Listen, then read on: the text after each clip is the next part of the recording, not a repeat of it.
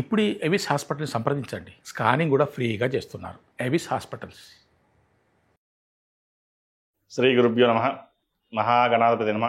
శివాయ గురు నమ. శ్రీ కామేశ్వరీదేవి నమ. నేను మీ సోమేశ్వర శర్మ.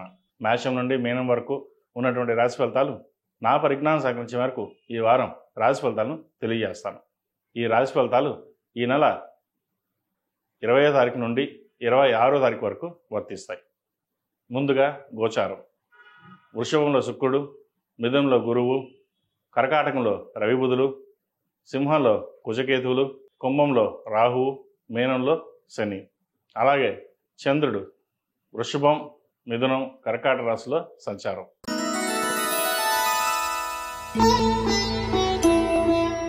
సింహరాశి వారికి ఈ వారం చాలా అనుకూలంగా ఉందని చెప్పచ్చు.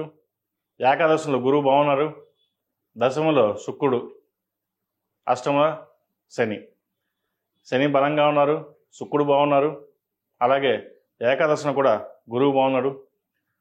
కాస్త శుభగ్రహ దృష్టి, ఏకాదశన శుభగ్రహ ఉండడం వల్ల లాభాలు బాగుంటాయి. ఖర్చులు అధికంగా ఉన్నా కూడా లాభాలు బాగుంటుంది. ఇటు కెరియర్లోనూ ఇటు వ్యాపారంలోనూ మంచి అవకాశాలు కలిసి వస్తాయి. ముఖ్యంగా చార్టెడ్ అకౌంట్స్, ఎంబీఏ, ఫైనాన్స్, ఈ ఫైనాన్స్ సెక్టర్స్ ఉన్న వారికి చాలా అనుకూలంగా ఉందని చెప్పొచ్చు. వచ్చిన అవకాశాలని మీరు జాగ్రత్తగా ఉపయోగించుకోవాలి.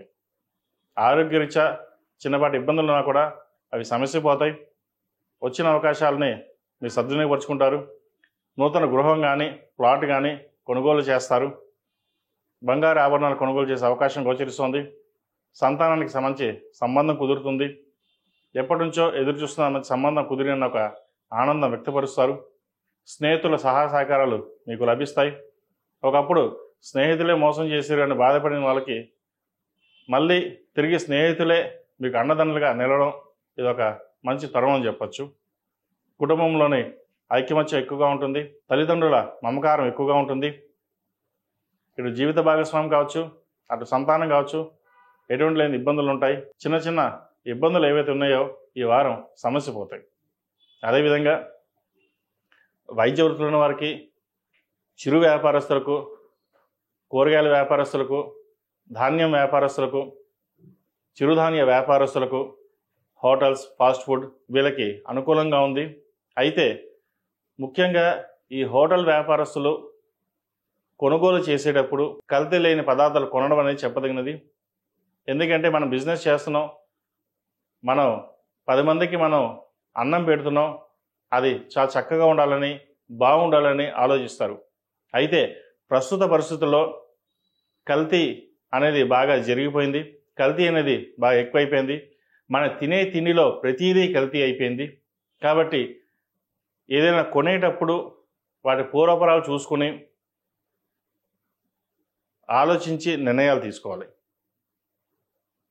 ఈ మధ్యకాలంలో చూస్తూనే ఉన్నాం, కల్తీ నూనె, కల్తీ పన్నీరు, కల్తీ ఆవు నెయ్యి, కల్తీ నూనె, కల్తీ పిండిలు అన్నీ కల్తీగా ఉన్నాయి.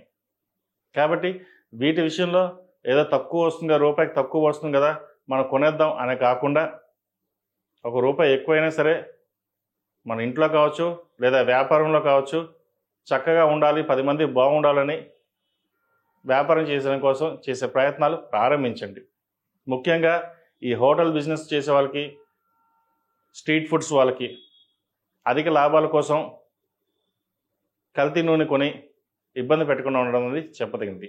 ఇది అందరికీ కాదండి, కొంతమంది మటుకే. ఎందుకంటే కొంతమంది క్వాలిటీకి వెళ్తారు, కొంతమందికి లాభం కోసం వెళ్తారు. కాబట్టి ఇటువంటి అప్పుడు కొన్ని ఇబ్బందులు లేకుండా చూసుకోవాలి. జిఎస్టీ, ఐటీ, ఇన్కమ్ ట్యాక్స్ సంబంధించిన విషయ వ్యవహారాలు సానుకూల పడతాయి. ఏవైతే పెండింగ్లో ఉన్న బిల్స్ అయితే క్లియర్ చేయగలుగుతారు. కోర్టు సంబంధించిన విషయ వ్యవహారాలు సానుకూల పడతాయి. రావాల్సిన బెనిఫిట్స్ ఏవైతే ఉన్నాయో ఈ వారం కొంతవరకు వచ్చే అవకాశం గోచరిస్తుంది. ఈ రాశిలో నిర్మించిన విద్యార్థులకు కాలం అనుకూలంగా ఉంది. చెప్పుకోదగిన స్థాయిలో ఇబ్బందులు ఏమి ఉండవు. మీ ప్రయత్నాలు మీరు ప్రారంభించండి. ప్రభుత్వ ఉద్యోగం కోసం ప్రయత్నం చేసే వారికి సానుకూల పరిస్థితులు ఉన్నాయి. అదేవిధంగా ప్రైవేట్ సంస్థల్లో పనిచేస్తున్న వాళ్ళు కూడా సానుకూలంగానే ఉంది. పై చదువులకు వెళ్ళడం కోసం చేసే ప్రయత్నాల్లో కొంత జాప్యం జరగవచ్చు, జాగ్రత్త వహించండి. అదేవిధంగా ఈ రాశిలో జన్మించిన స్త్రీలకు వృత్తి ఉద్యోగాల పరంగా వ్యాపార పరంగా చక్కగా ఉంది. ఆరోగ్యం పట్ల కాస్త జాగ్రత్త అవసరం. సప్తమాధిపతి అయిన శని అష్టమంలో ఉన్నారు. వీరికి అష్టం శని నడుస్తోంది. అయినా సరే శని వీరికి కొంచెం అనుకూలంగానే ఉంది కాబట్టి ఆరోగ్యరీత్యా చిన్న చిన్న ఇబ్బందులున్నా అవి సమస్యపోతాయి. అయితే నిర్లక్ష్యం మటుకు చేయొద్దు. అదేవిధంగా పునర్వివాహ ప్రయత్నాలు చేసుకున్న వారికి మంచి సంబంధం కుదురుతుంది. ఎప్పటి నుంచో ఒక సంబంధం వచ్చి మళ్ళీ చేయి జారిపోయింది అనుకున్నది సంబంధం మళ్ళీ రావడం ఇది ఒక సంతోషకరమైన విషయం అని చెప్పవచ్చు. దూర ప్రాంత ప్రయాణాలు చేసేటప్పుడు కాస్త జాగ్రత్త వహించండి. ముఖ్యంగా 2 వీలర్ విషయంలో జాగ్రత్త వహించాలి. ఈ రాశి వారు ప్రతిరోజు ప్రతినిత్యం ఓం నమో నారాయణ ఒత్తులతోటి దీపారాయణ చేయడం, అదేవిధంగా మంగళవారం శనివారం నాడు హనుమాన్ ఒత్తులతో దీపారాయణ చేయడం చెప్పదగిన సూచన. అదేవిధంగా ప్రతిరోజు ప్రతినిత్యం కుబేర కుంకుమతో అమ్మవారిని పూజించండి. మంచి ఫలితాలు సంప్రాప్తిస్తాయి. ఈ రాశిలో జన్మించిన వారికి కలిసి వచ్చే సంఖ్య 1, కలిసి వచ్చే రంగు తెలుపు. ఏదైనా పని మీద బయటకు వెళ్ళేటప్పుడు ఆదివారం కానీ శుక్రవారం అడిగిన వెళ్ళండి. మంచి ఫలితాలు సంప్రాప్తిస్తాయి.